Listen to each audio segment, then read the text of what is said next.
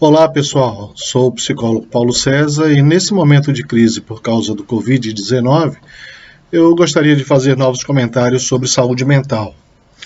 A proposta é deixá-los informados sobre esse aspecto da vida humana para que passem por essa fase com o menor impacto possível, psicologicamente falando. Pois bem, todo mundo gosta de estar informado, mas infelizmente há um aspecto do noticiário que é muito ruim. Já temos um monte de notícias ruins. Por exemplo, o surto se espalhou no mundo inteiro, alcançou um status de pandemia, não existe vacina para o coronavírus e, embora a taxa de mortalidade seja considerada baixa, ele é muito perigoso. As bolsas de valores registraram enormes quedas com base em especulações de que o surto poderia ter um impacto negativo bastante significativo na economia global e os sistemas de saúde da maioria dos países estão no limite. Realmente, não é preciso procurar muito para encontrar informações ameaçadoras sobre o Covid-19.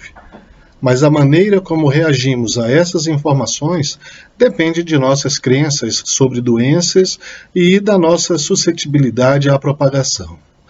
As pessoas podem sentir um medo por conta dos noticiários e influenciar a maneira como reagimos à cobertura da mídia sobre os riscos de saúde. O temor de doenças e contaminação é particularmente relevante quando se trata de epidemias como essa que a gente está vivendo. Os níveis mais graves de medo de contaminação são encontrados, aliás, em pessoas que têm TOC, transtorno obsessivo compulsivo, sendo que aproximadamente 50% dessas pessoas têm medo de contaminação por sujeira ou doença, e isso as faz higienizar-se compulsivamente.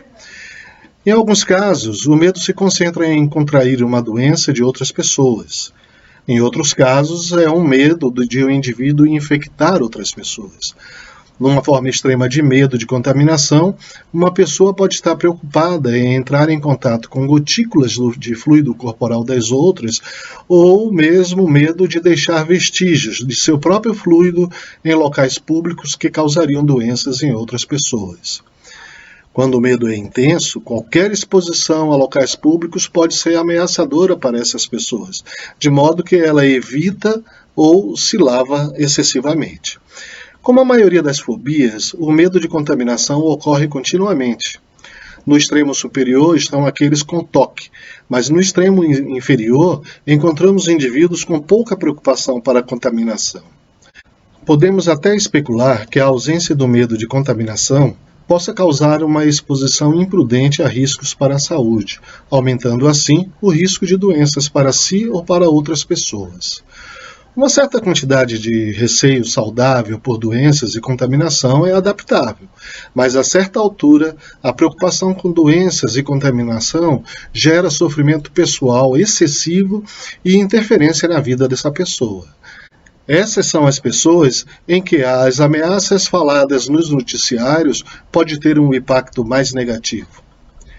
Estamos num caso grave de sobrecarga de informações.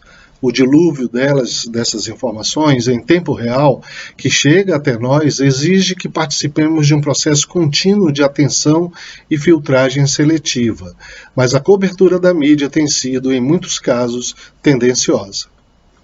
Os meios de comunicação dedicam mais tempo aos riscos emergentes à saúde, como o surto de coronavírus, do que às ameaças comuns à saúde.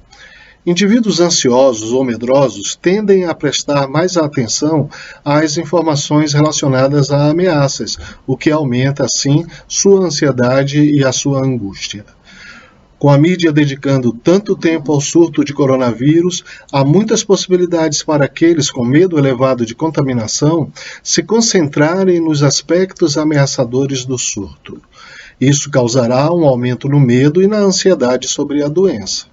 Em respostas, indivíduos não infectados com medo de contaminação semelhante ao TOC podem restaurar medidas extraordinárias para lidar com o medo, como a autoquarentena ou lavarem-se com desinfetantes tóxicos, pois uma vez ativado o medo do coronavírus, as informações mais tranquilizadoras sobre esse surto são filtradas.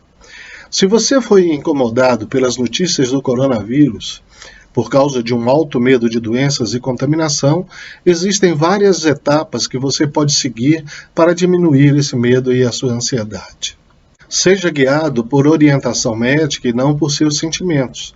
Adote as práticas de higiene recomendadas pelo Ministério da Saúde. Resista à tentação de ir além dessas recomendações a fim de se sentir menos ansioso ou medroso.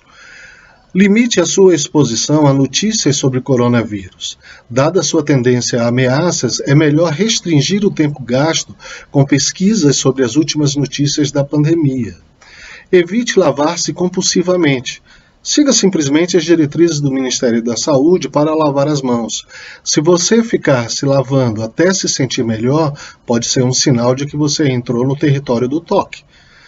Leve a sua vida normalmente. Não deixe o medo governar a sua vida.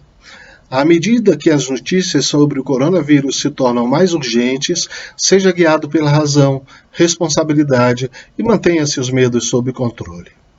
É isso, pessoal. Informem-se, mas filtrem as informações adotando as mais sensatas e que sejam de fontes fidedignas. Eu continuo atendendo através do Skype, onde posso ser encontrado pelo apelido Paceteri. Visite o blog do psicólogo no endereço www.blogdopsicologo.com.br. No YouTube, basta procurar por Paulo César, psicólogo Paulo César, para encontrar o meu canal. Um grande abraço a todos.